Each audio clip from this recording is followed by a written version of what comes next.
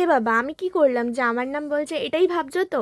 তো hello guys, welcome to my blog. তো আজকে চলে গেছিলাম বাইকের শোরুমের নাম্বার প্লেট আনতে। তো বাইকটা যেহেতু আমার নামে ছিল, তো ওই জন্য আমার নাম বলছিল। তো ফাইনালি আজকে নাম্বার প্লেট পেলাম। পেয়ে তো কিছুক্ষণ নাম্বার প্লেটটা কন্টিনিউ দেখে বলছে ভাই পেলাম তাহলে।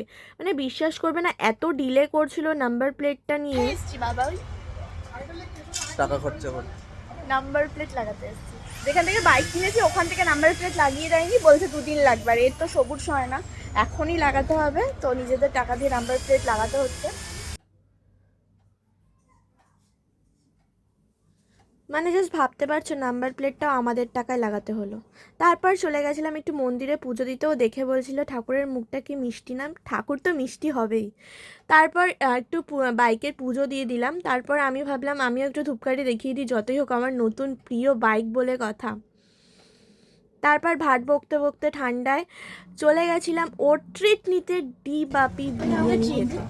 আমার ডি বাপের বিরিয়ানি দারুণ লাগে।